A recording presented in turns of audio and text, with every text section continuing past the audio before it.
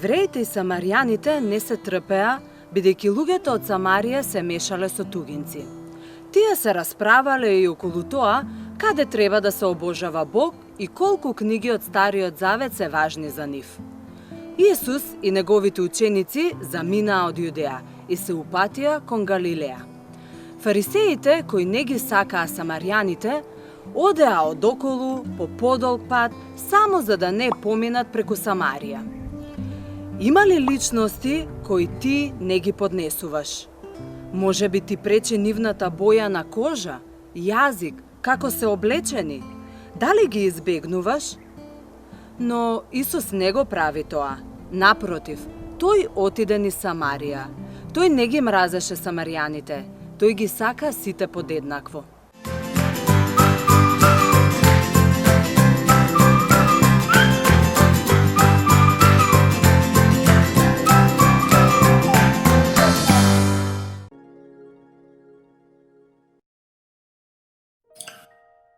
Во Библијата читаме дека постоело големо непријателство помеѓу евреите и самаријаните.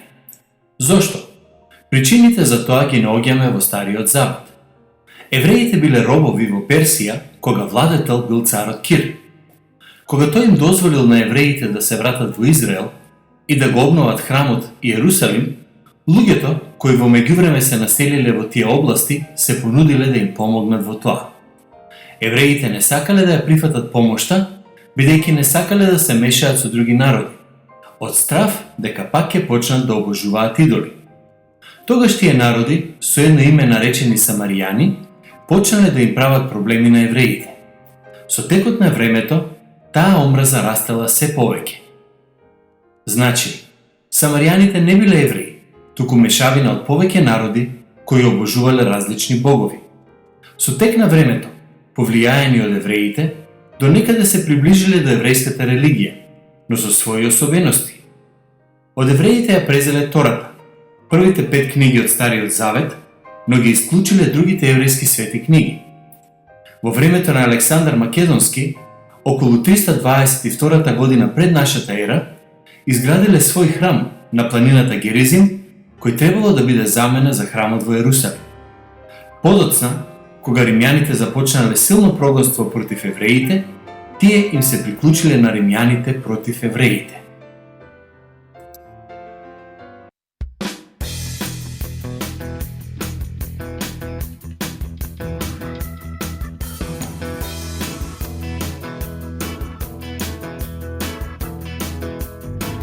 Чујте, во штала малечка, чујте, се роди Спасител, чујте, тој е принц на мир, чујте, дојде меѓу нас, чујте, Исус е Спасител, чујте, умре тој на крст, чујте, го прости мојот грев, чујте, жив е и воскресна, го прати Господ својот син, со љубов тој не засака, и секој кој поверува и вечен живот добива.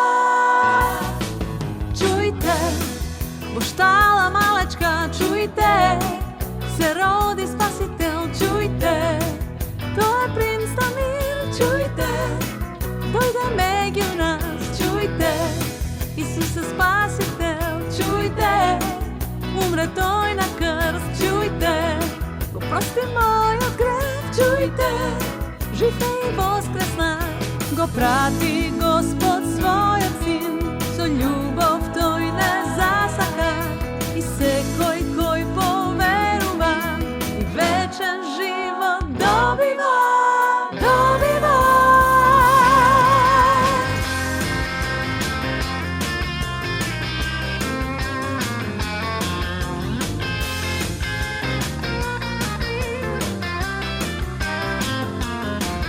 Чујте, Исус е Божи син, чујте, умре тој на крст, чујте, гревот е победен, чујте, жив е и воскресна, чујте, жив е и воскресна, чујте, жив е и воскресна.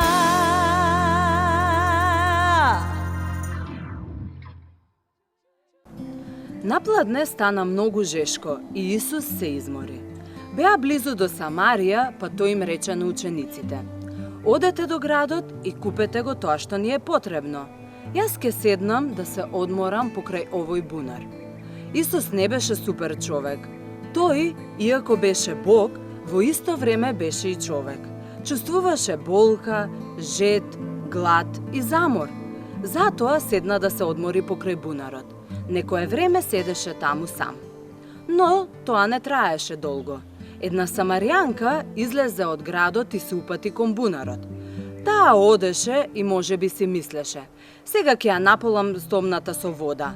Ниедна друга жена не доаѓа по вода во ова време на денот. Не сакам да сретнам никој на бунарот. Како го живеа мојот живот е моја работа и не сакам никој да ме осудува за тоа." Но набрзо жената увиде дека нема да е сама кај бунарот. Таму седеше еден маж.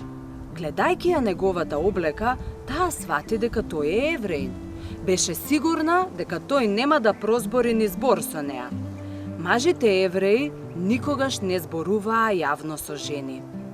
"Ке нацрпам вода и ке се вратам дома," помисли жената и почна да ја полни стомната. Многу се изненади кога Исус прозборе: "Дај ми да се напијам," и рече тој. "Како ти, евреин, бараш од мене, жена самарјанка, да се напиеш?" зачудено го праша жената.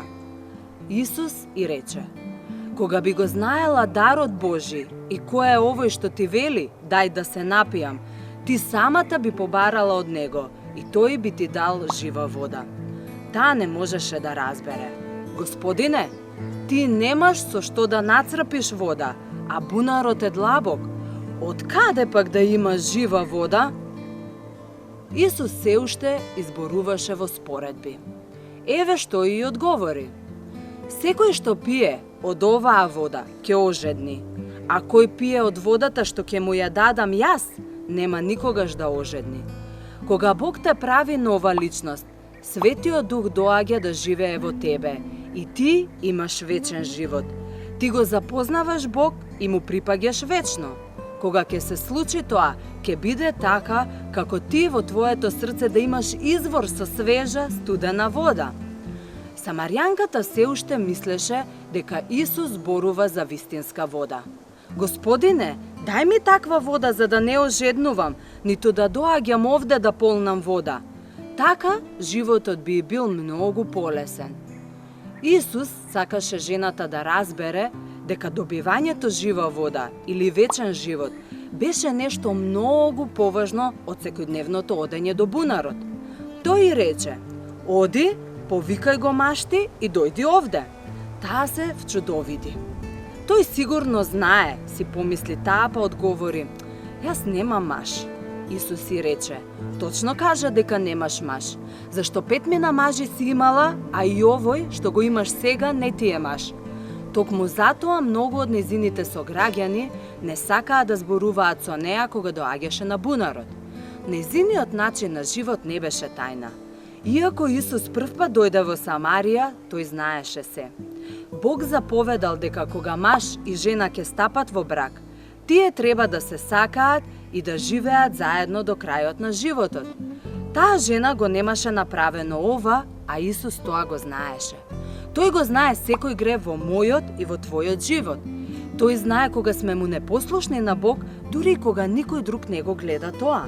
Лажење, мамење, негодување, себичност, гнев, задевање, крадење и уште многу нешта се израз на искажување непослушност кон Бог. Исус сака и ти да му се протиставиш на гревот. Ти сам не можеш да го совладаш, но Бог може. Кога тој ќе те направи нова личност и ќе ти го даде Светиот Дух, помошникот кој Бог го прати за сите кои ќе му бидат верни и послушни. Тој ќе те исчисти од сите греови, исто како што водата ја чисти нечистотијата. Но жената сакаше да се оправда, па затоа постави уште едно прашање. Сакаше да расправа за тоа кое е вистинското место каде што треба да се обожава Бог. Едно од нештата за кои се расправаа евреите и самарјаните. Главното прашање не е каде обожаваш, туку каква личност си и во што веруваш. Исус се уште се обидуваше да ја каже колку и беше потребен вечниот живот, подарокот што само тој можеше да ја го даде. Знам дека еден ден од Бог ветениот, Месијата, ќе дојде и ќе ни објасни се, рече таа. Исус ја погледна и одговори: Јас сум тој кој зборува со тебе. Тој отворено и кажа дека е Месијата. Поминаа повеќе илјади години од кога Бог вети дека ќе го испрети Месијата за да ги спаси луѓето. Исус навистина сакаше и оваа жена да дознае кој беше тој и да поверува во него, за и таа да добие вечен живот. Тоа важи и за тебе. И ти треба да знаеш кој е Исус и што направил тој за тебе. Тоа е Божиот син кој беше целосно безгрешен. Тој беше целосно Бог и целосно човек во исто време. Умре на крстот за твојот грев и потоа воскресна. Тој вечно живее на небото. Само тој може да даде вечен живот. Жената почна полека да сваќа кој зборуваше со неа покрај бунарот. Месијата одвои време за да ја објасни некои важни нешта. Таа беше многу радосна, беше толку возбудена што не можеше да ја зачува оваа вест само за себе. Оставајќи ја стомната за вода покрај бунарот, таа се стрча назад кон градот и почна да ги застанува луѓето кои ги среќаваше по патот. Дојдете со мене, им велеше таа. Кај бунарот сретнав човек кој знаеше се што сум направила. Прв пат го среќавам, а тој знае се за мене. Тој може би е Месијата. Не можеше да ја сокрие радоста додека зборуваше за тоа. Токму така се чувствуваме кога Исус ќе ни даде вечен живот. Едноставно ќе сакаш да им кажеш за тоа и на други. Луѓето ќе ја видат твојата љубов кон Исус. Тие ќе ги видат промените. Можеби ќе те прашаат: зошто си толку среќен? Ти ќе можеш да им кажеш што направил Исус за тебе. Тоа е премногу добро за да остане скриено. Токму така се чувствуваше и самаријанката. Луѓето беа љубопитни и сакаа да дознаат повеќе, па затоа мнозина од градот дојдоа кај бунарот. Те молиме, остани со нас, го молеа тие Исус. Тој остана 2 дена и ги поучуваше самаријаните, луѓето кои евреите ги мразеа.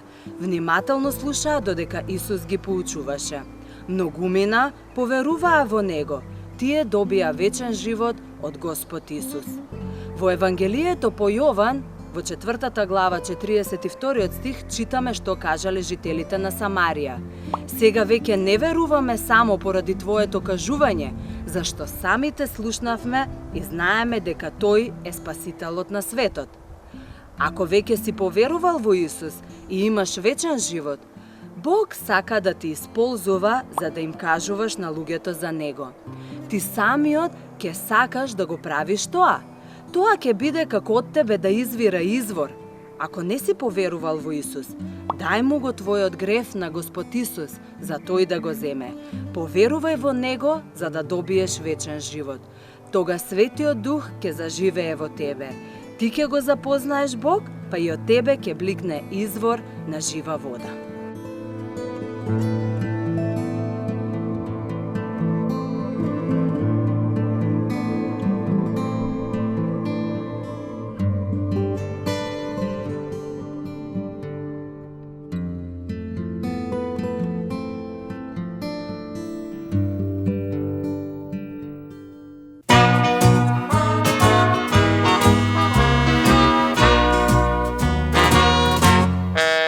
Со сето срце и сета душа си одум. Со сета сила, со мојот ум и сета душа велам, ке те сакам, Свети Боже, чисто срце дај ми секој ден. Секој час, секој миг, секој стих и секој чекор. Биди дел од мојот свет, те молам, биди секој ден. Ти благодарам, мој спасител си ти. Секој миг, секој час, те молам јас, со молитва, помошни, секој ден. Од ден за ден Со сето срце и сета душа си одум. Со сета сила, со мојот ум, со сета душа велам ке те сакам, свети Боже, чисто срце дај ми секој ден. Секој час, секој миг, секој ден и секој чекор. Види дело Твое, свете молам, бири секој ден и благодара мој Спасител си Ти. Секој миг, секој миг, секој час, секој час те молам ја, со молитва, со молитва, помошник, помошник, секој ден, чувај ме. Од ден за ден Со сето срце, со сето срце, сета душа, сета душа си од ум. со сета сила, Со сета со сила, мојот ум и сета душа велам ке те сакам, свети Боже, чисто срце дај ми секој ден. Чисто срце здравје дај ми секој ден.